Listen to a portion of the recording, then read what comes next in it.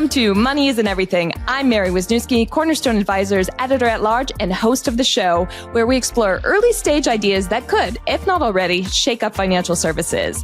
And happy anniversary to us, because we've been out now in the world for a year. So thanks so much for tuning in to Money Isn't Everything. And today on the show, we're in for a real treat. I'm in conversation with Shreenath Regunathan. And he used to work at Google, but now he's out of fintech as a co-founder of a company called Starlight. And it's a fintech company that partners with credit unions to help their members unlock government benefits. This is an even more important perk during this period of intense economic uncertainty right now. He sees the offering as a solution for what is the next right product for the majority of Americans. We talk about how the middle class is shrinking, the pervasiveness of needing financial assistance, the pressures of financial institutions to remain relevant in a digital age, and how Gen AI helps the startup keep tabs on changes with programs. Here's our combo. Shree, welcome to Money Isn't Everything. Thank you so much for being on the show today. Absolutely. Thank you so much for having me, Mary. So good to see you after FinTech Meetup. I know. Well, I was going to start there. We were just not too long ago at FinTech Meetup, and I was checking out your business card, and I wanted to comment on your tagline, which is bank customer growth by unlocking benefits.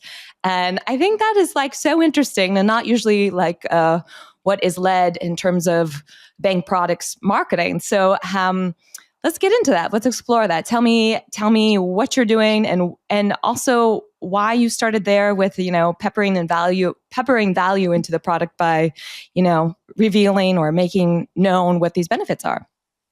Yeah, absolutely. And thanks for commenting on that. I think it's a good play on the words of what we're actually trying to do, which is, I think there's a lot of households who are facing financial stress. And maybe a useful piece of context is that I'm speaking to you from Blue Ridge Labs, which is part of Robinhood Foundation, which is one of the largest nonprofit foundations in New York City.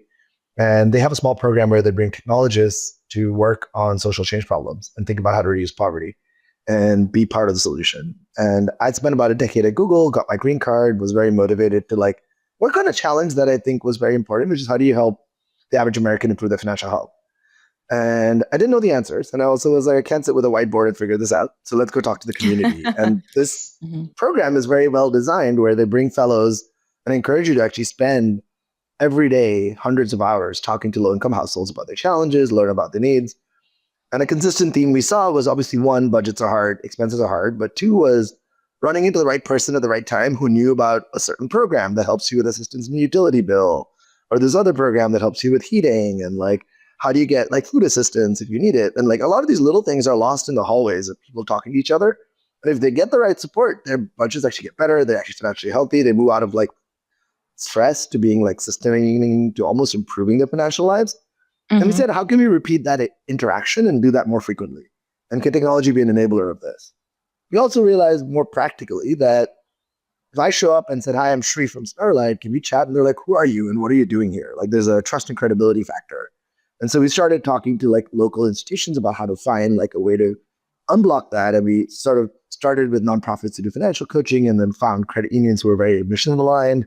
And that blew into sort of a much larger understanding of where we see ourselves as almost a solution for what is the right next product for almost 60 to 70% of Americans, which is that they need financial assistance. And in times of need, they're going through a tough time. We find that for them, surface it to them, guide them through it. And in the process, they become better, long-lasting customers for the banks and credit unions we work with. Well, and I have a lot of thoughts with this, because I also know it's it can feel really daunting, you're in a financial hardship. So you're having all the emotions just tied to that. But then also going through the process of finding these things, applying for these things. I feel like it's tough, right? It's tough to even find or where to go or the steps involved. But I'm curious, when you were having this conversation, were you surprised at all in any of the things that you were hearing as threads of hey, this is my particular challenge here? Yeah, I'd say a couple of things we heard a lot, right? One was, I think people are already very smart and savvy with their money, because if you're living on a tight budget, honestly, you're actually pretty good at managing your money, because if not, you can't run your family. So that's the one I would say biggest misnomer that I think is really important to address, is that often low to moderate income households are really effective at managing their money. It's just that their top line isn't large enough, right? And so that's one I would say that's very important that I kind of think about a lot, and I keep grounding myself on that fact is, you need to provide the right information, but like with agency and empowerment, people can self-solve for what they want. And then the second piece, which is a bit surprising to your earlier question, is people are able to like kind of like distill what's useful for them or not if you provide the right information at the right time. They can be overwhelmed. Programs are complex, like eligibility and systems aren't really well designed because it's written by lawyers, not humans. And so how do you make it where it's approachable? And then I think when you're facing financial stress, your ability to process information is harder because you are just like in a straight up panic and your brain and your processing capacity is different. So being able to kind of use social proof about like, hey, there's about 45,000 households who've used this when they were stressed in the last year, like you're not alone. That feels very supportive. And then language and disambiguating like complexity is really important because you look at a giant PDF of like 15 pages about a program, you're just like, I don't want to read this. And so that kind of was honestly, and we found that people were like, if you give them the right information, they're like, yeah, I got it. Cool, thanks. That worked. And I got like $100 off my bill. Like that was excellent. And so people are able to do it. People are able to get it. And then it started to almost be like, okay, now what can tech do here, right? And I think with the changes in the way Gen AI has made it easier, we can actually kind of process and track like hundreds of programs, like 500 plus programs in every state, like correctly and know where they are, when the eligibility is, when it turns on, when it turns off, when the rules are changing. And like that's kind of become the thing that we realized is uniquely valuable because we met a lot of smart, awesome like folks at credit unions and banks who are like doing the work on the front lines, but they're like, I can't keep up with all these things.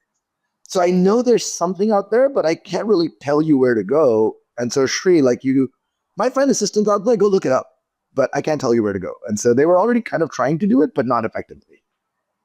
Right. And like, I'm still imagining like the language. Okay. So when you're partnering with a credit union and, you know, they have all this data and various degrees of being able to access it for a point. I know the industry struggles with their data, but how, that's like the understatement of the year. Oh my God. Like, that's probably my biggest lesson about this industry that I've learned in the last 2 years is like the data challenges they have. It's good. Yeah. Well, let's talk about that a little bit. I mean, what was the most shocking thing to you from like, you know, the credit unions or financial, you know, banks of like their ability to like understand their data or look at it really? I would say there's kind of like every organization has their own data journey of like, I would call it like their like ability to use data. At some level, some of the really interesting small credit unions have a really good understanding of their membership, like because they just have a really strong pulse in the market. Sure. And so surprisingly, really small ones are sometimes really capable and then really large ones are very capable. And there's like a continuum in the middle where it's variable because some of them are actually struggling to say, hey, who are my members who are struggling? Like, can I find them? Are they coming to me? Who are they turning to? Are they going to payday loan? Are they going to like a digital, like small dollar loan program? And what are those gaps? And so I think some of them have the ability to know that. And some are just like unable to even track that or keep up with like what their members are needed. Okay. So wide range. I've heard about like credit unions who aren't even aware of like the age of their members, which is very surprising to me, but I guess the reality of it all. But I am curious. Okay, so when they're like a member, it's like clear, like there's a need here. And what is how does it work with your, you know, your recommendation? Like, what is that language? Because it's such a delicate area of like, you know, hey, you need help. You know, like the language I feel like is very critical here. But walk me through that a bit. Yeah, and I'd say this has evolved a lot, right? From when I started this to now, I think we've seen a lot of learnings from the frontline teams we work with, right? The credit union executives we work with have spent, 20, 30 years in the community and they understand the local context and the relevance. So often they've guided us on the language we use because it's not, hey, here's assistance program, then here's money for you, go get it. It's a lot more like, hey, you've been working hard, contributing to these systems for years through your taxes, through your participation in the civic society. And then now you're going through a tough time. The language is more about a financial bridge that is available, and it will actually help you kind of improve your long-term sustenance. And then the second piece that's very interesting is the way it comes to you depends on the level of data the credit union has, right? If you've already been doing a ton of proactive work, like you send me a birthday alert, you tell me an anniversary notice, and you wish me on my anniversary, and then I get a message from you about like, hey, proactively helping you, it feels more normal. If you've not taken that journey of proactivity for other parts of the credit union, then Starlight being the first time you're doing proactive has to be very sensitive. So it becomes a function of like, how willing are you to be precise and targeted? Or you can be very broad. You can be like, hey, if you have a new product, come check it out. And depending on the credit union, it might be like, they see it as just an extension of their product suite. They're like, we have a checking account, we have a savings account, we have a credit card, we have a credit builder, and now we have white labeled Starlight, which could be called, for example, like, benefits navigator. And then the credit union will be like, oh, we have a navigator that helps you. Like, you should talk to it. And then like send the link to you. It links out to Starlight. We understand a bit about your context. It'd be like, Mary lives in this zip code, has this household structure, this household income. And then we actually go say, here's all the programs at your county level that we can find for you. And you can then get guidance, support, all the nudging and assistance that you need. And then we kind of make sure it feels to you, at least, that the credit union is the one bringing you all this as a product solution that like serves you in your time of need. That's really interesting because I always feel like, when I live in LA, so the most recent disaster were the fires, and it's like usually the local banks will just update like, here are your things you can do, and it's just like a tab on their website. So this is like much more personal. But I hear you on like, if this is the first contact, watch the language with what you're recommending, because I could just imagine that rubbing the person the wrong way, but still, yet you're in a need. And I want to show you, we got to unpack, because clearly there's like wild moves going on in the government right now. And you mentioned earlier about like funding, so it's changing like what benefits, what grants, but you also mentioned like how Gen AI is like helping you keep tabs on what's available. So, tell me about this tension. Tell me how to like, how you're thinking about it with this, like these changes that are seemingly coming at a faster pace. Yeah. And I'll say that the simplest and most honest thing is we're in states that are blue, we're in states that are red, we're in states that are purple. We're in like all states in terms of varieties of states, in terms of political landscape. And we work with people across the political spectrum in terms of the institutions, right? And the organizations we work with, because like, I think what's important here is that the households is what you're centering and making sure we're serving the households in need and giving them the programs they deserve. And so there's kind of three facts that we together are trying to combine with what Starlight does, which is one is access and availability, which is like clarity of who's eligible for a program and telling them proactively. Like in New York City, you'll see like at the subway station, sometimes signs which will be from like a government agency saying, hey, you should sign up for this program. It helps you if you're taking care of an elderly in your house and there's some assistance available. Or there's ways that other programs are being like messaged through flyers and postcards in the mail that I get. And in some way, we're almost like a better way to distribute it to the right person at the right time.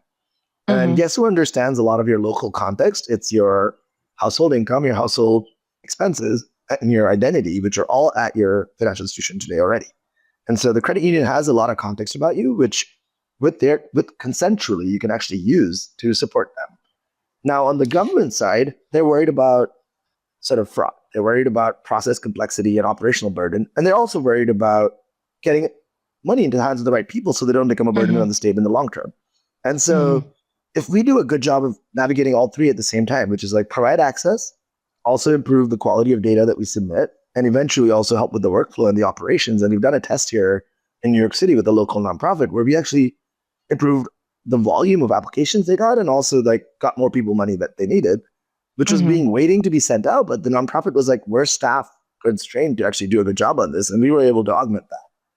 And that, I think, is the playbook for where we see this going in the future. It's like almost that if you can solve for quality and fraud and also workflow and operations processes while improving access and awareness, then you kind of have a really like strong bipartisan argument for why this is the way like you're almost using sort of a giant ecosystem, which is the financial institutions, and helping them with a financial problem, which is assistance when people need it. Yeah. Well, what have you uncovered? Like, are you seeing like popular trends of like, oh, people are playing through this through, your startup? Like, are you seeing threads yet on like, oh, these are things that people want most? Yeah, it's a great qualify for most. Yeah. Yeah. It's a great question. And I'd say it's been quite interesting. It varies by state and varies also by the demographics we serve. But I'd say a couple that like jump out a lot is I think there's a lot of interest in childcare assistance. I think working families are struggling a lot today. So that one has been a big one. That's one. Utility assistance is one people haven't really thought about as much. I feel like a lot of folks might know about like food assistance, like SNAP, but they might not know as much about programs for utilities, or they might not know about, especially emergency disaster relief is a big one that we've seen, like FEMA assistance. And people also sometimes also don't know about down payment programs that are available to like help people get into their first home, and like housing crisis is very real and it's like a nationwide problem. And so there's some that we've seen that like sort of gravitate to certain populations and surface a lot. Yeah, I do feel like it's still like very mystifying, like what's out there, and like almost to the point of like, well, I guess you could use ChatGPT now, but it's like, how to even what to even search for to know like what you qualify for. It's like, yeah, and I mean, and you probably know this, but like there's like 50 federal and like 500 state agencies who administer programs, right? So they have no reason to actually talk to each other. So none of them refer to the other one. So you're like, you might get one and not know about the rest. No, no. You know, you're bringing me back. I had to lay off my first job and I was just fresh in New York City. And like, I had worked less than a year and I was like, oh shoot, like what, you know, what the heck do I do? It's so tough. It's so tough. But I remember like, I think one of the benefits I got from my employer was like, you go to career counseling. And I remember that conversation there was a group, but they're like, you can go. Like I was getting dismissed from it because I was just like, I'm crying or whatever, you know? So it's just wild. No, and I think that's actually probably like what you mentioned there in a very interesting way is something we've had several credit unions, because a lot of them are SEG and employer tied, who brought up the fact that they're like, oh, our employer is going to do a round of layoffs. Like, can we actually partner with you and think about how this could be part of the solution? And we haven't figured out how to like do that at scale because we don't get inside the employer systems and don't understand employer benefits. But it is something that has come up a few times where we realize that this problem is far more common than we realize. And especially in the modern economy with like sort of gig work being the norm, like W-2 employment not being guaranteed and the layoffs being high. Like someone who's financially savvy and perfect today in your credit union, you don't think about them needing Starlight, in a year could need Starlight and need assistance for 3 months until they get on their feet again. Yeah. And so the number of people who need help has just like expanded drastically in the last decade. Yeah, I see that. I just, probably the industry knows it, but maybe doesn't know it at the same time. But I'm curious too, because it's like, you're basically, you know, this is adding in more value. So it's also like highlighting like, you know, the need for a credit union to offer members more than what they're offering. You know, like one of the premises of the show is we're always exploring, like, you got to like do more than just park people's money to stay relevant or something like that. So I'm kind of, well, I guess one segment I do is that's what you said. And I heard you say this, I think it was on a podcast that I'm pulling this from, but you said they're banked, but they are struggling. Mm-hmm. And I think that is such an important point. And I just wanted to bring it up, Shree, to be like, you know, how are you thinking about, you know, like adding them? How are you thinking about this industry-wide challenge of like of the credit union or bank, you know, having to prove they have value to their members or customers in this way? Yes. Yeah, it's a great question. And I would say like, I think underlying this, and I think you mentioned this briefly, right, is the middle class is shrinking. Like Bain did this amazing like article just showing this across every city, whether it's the tier 1, tier 2, tier 3 or rural, the same story is occurring all over America. And so the middle class has shrunk drastically. And so the perception of the fact that like basically every credit union today has to find a business model that includes serving the average American who is struggling financially today, right? And so I think when you look at the product offering, especially for some credit unions whose history might have been like, you know, high 6-figure corporate white collar jobs, and then that company or factory closed. Now they're community chartered. Now they're serving the average American there, and the salary average is now $47K, more similar to average America, not 6 figures. And they have to adapt their products, their offering, their solutions. And they need to offer not just Starlight, right? They need to think about small dollar loan programs. They need to offer high yield savings for very small dollar amounts. Like you have like, I saw credit union ones who had a $10,000 minimum on a high yield savings. On the flip side, one of our partners has a bank account that's 10% until your first $1,000. And like, how about we encourage the savings, right? And that's like CFCU in Michigan was one of my favorites. And they are doing the work, right? Of thinking about how do I serve a community in need and offer the right products. And there's innovative credit unions, small and large, who are doing the work. And they're going, to your point, like way beyond the money, right? They're not just parking money. They're thinking about one of the creditors I'm working with, and I just got off a call with them today. They have full-time staff members doing something similar to Starlight. And they were like, actually, we want to augment their work with what you do. Because you have to almost have walked into the branch and found Mary on that corner, and she knows the answer for what organizations could help you. But if Mary's not there that day, who's going to tell you where to go? And so Starlight's Right. almost like a digital version of a really well-informed frontline staff member and serving everyone in the community. And that's like, to your point, like that's why they come and bank with you. They give you their direct deposit because you do all these other services that actually augment their entire financial life. And then the savings and the credit and the loan will come, but there's more than that you have to offer in today's world to stay relevant, especially like historically you might have been like, I do wealth management, I do trust and estates, and that's good. But what are you doing for like the day-to-day, everyday life of someone who's living and has less than $400 in savings? Right. And how do we help them kind of boost that? I am so glad you illustrated that example of like a credit union having that $10,000 minimum to hit the high yield savings account, because among my careers of the past, I had to like track different products. But I do think one thing I learned, like there's a larger portion of consumers who think that a lot of savings accounts do require that amount to like even open it. But there are plenty of other options. But I don't think they're well branded for the most part. Yeah. And I mean, I would add, right? I think if you put on the lens of just the households we're serving, like their options to them, like the Chime 2-day advance and their branding of it is such a great example. I'm like, every credit union knows this challenge and they can probably work on it, right? And some of them have done it. They do 2-day advance payroll as well. And some credit unions do that today. It's not just Chime. But that idea of like getting your paycheck early or helping you with that small dollar loan for a low price so you don't go to the payday loan. And like a ton of great mission-led credit unions have been doing this. Some of them have been doing it for like 20 years. Like I met with one here out on the East Coast that has had a small dollar loan program for 22 years. And I'm like, you've been doing it before like the rest of the world knew the word, right? It's and like, it could have been easy because it would have been more manual. And they did it all manually, right? They were literally creating essentially a savings account that was a locked savings, which then allowed you to contribute back into it. And then the loan would get written back to the book. And like, I met with the person who built it. They were like, a senior exec now. And they were talking about how like they've actually run this entire process. And it was like very manual with a bunch of ledgers. And it actually helped you build your credit. And now you have like, 15 fintechs doing credit building as well, similarly. But it's also like, sometimes this movement has actually got a lot of innovation in it. And like the mindset is so deep that they have the relationship with the households they're serving. So they're building the right products naturally. Like, it's coming from a place of like deep relationship building.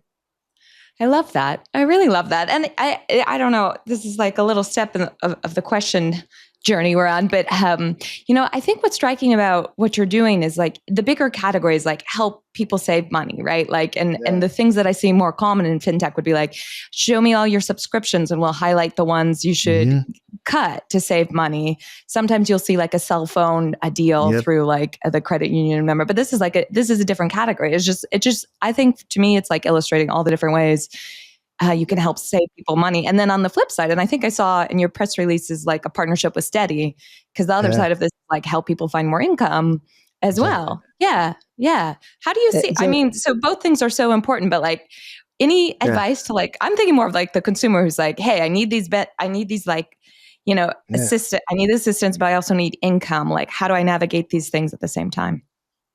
It's a great question. And I would say that, honestly, like we've been very focused on the expense side and how do we like grow disposable income, I would say is like my broader framing. Yeah. And, the big thing that, to not bite off too much, I think, we went to partners we like and then worked with them like Steady. And I think there is a huge piece around workforce growth. And so recently, just about a month ago, with really good feedback from a couple of the credit unions we've been working with, they were like, hey, here's the typical organizations we refer members to who do want to do other things beyond what we do. And so one of them gave us like a 30 organization list. They're like, these are all the local ones in central New York that we work with.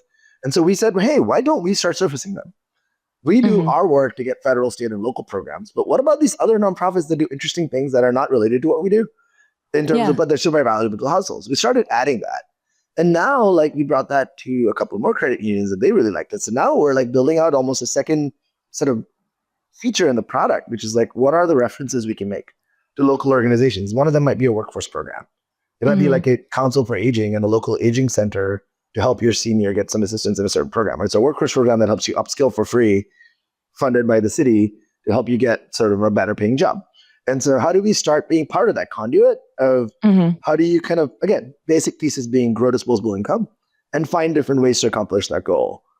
The utility example is very interesting. Like all the major utilities in the US have programs to help low-income households. independent of government. Like they have to do it because they are monopolies typically regionally. And if they do a rate increase, it might hurt the low-income households. And so they've designed programs, but those programs are administered sometimes with money left on the table. Like we had a call with someone recently who said they've not spent the money in 2024 and they had like over like 10 or $15 million that didn't get used. And we're like, we know the struggles of every household in America. So we're like, how's this imbalance happen? And it's a lot about information asymmetry. And so if you can solve that with technology, you bring that information to the right person at the right time, of course they're going to get it. And they're better off. And then they become much more sustainable to actually be part of the bank or the credit union and actually get to words like better savings, which is deposit growth, or like loan risk reduction if you already lent to them. Shree, how did you land on making this the problem you wanted to focus on? It's a great question. There's a smile.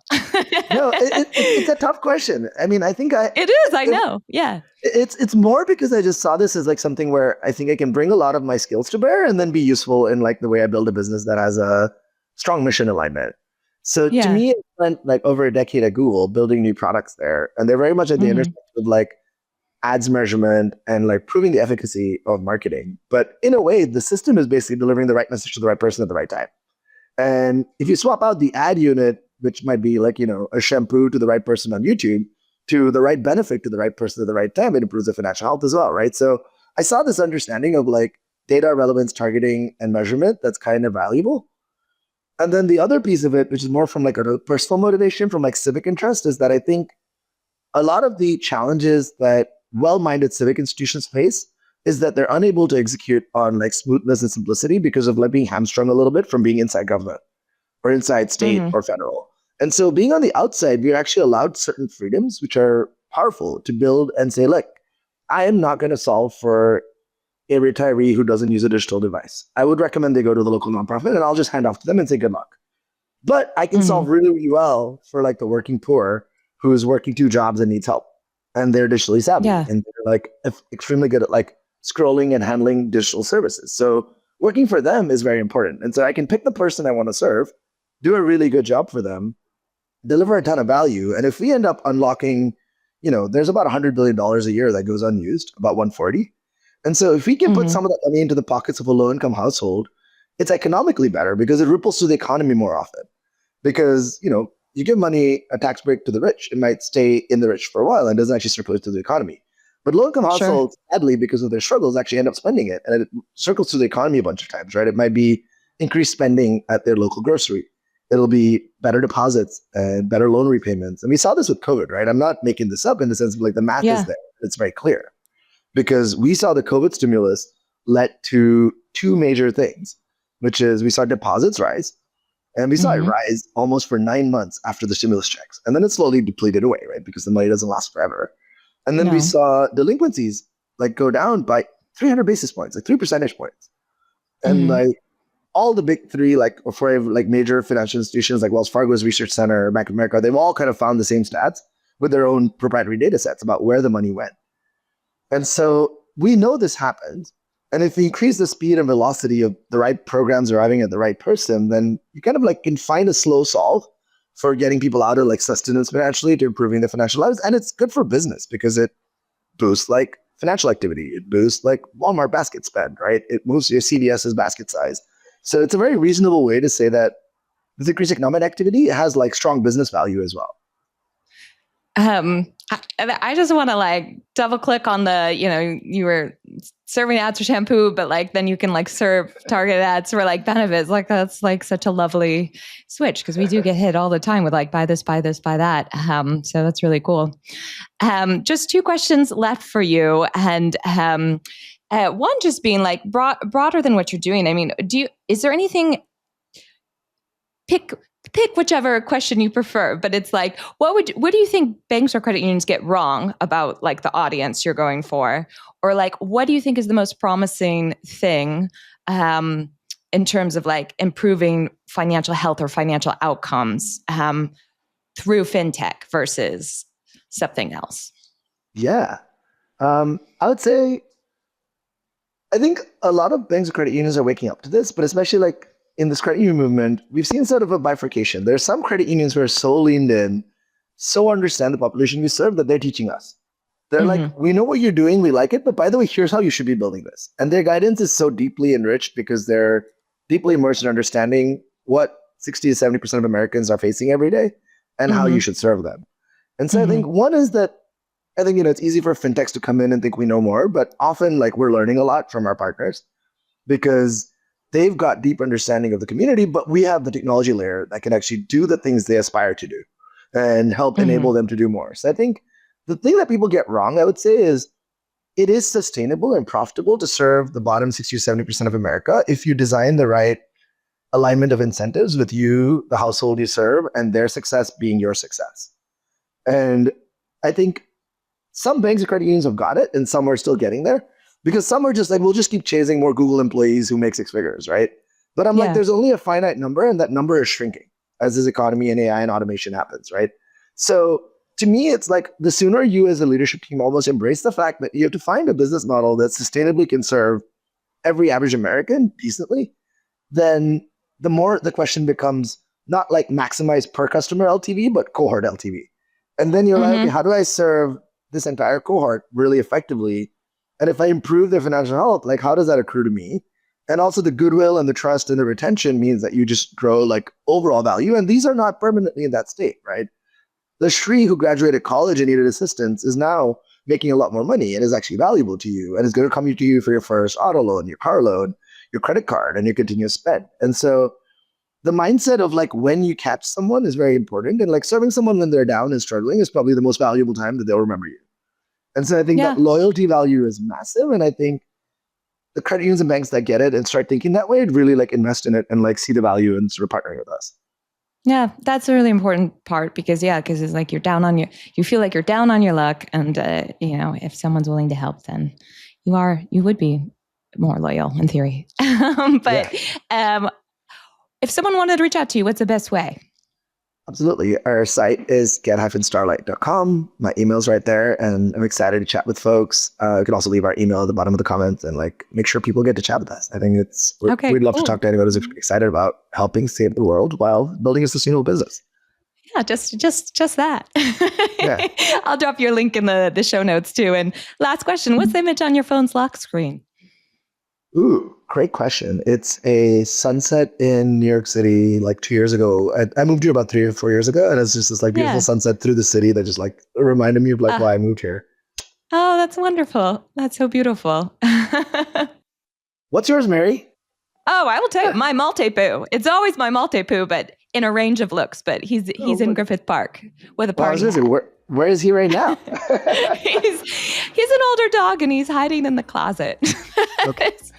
The door is open, but he likes to hang out there. That's great. Anyway, Shree, thanks so much for being on the show. It's been a delight to chat with you today. Thanks so much, Mary. This is awesome.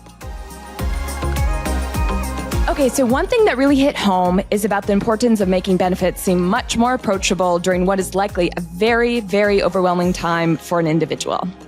If you liked this episode, you'll likely enjoy our first episode with Ethan Block, who founded an automated savings app then called Digit. I'll drop the link in the show notes. Otherwise, I will catch you in 2 weeks, where we'll be chatting about auto tariffs through the lens of a fintech startup. See you then.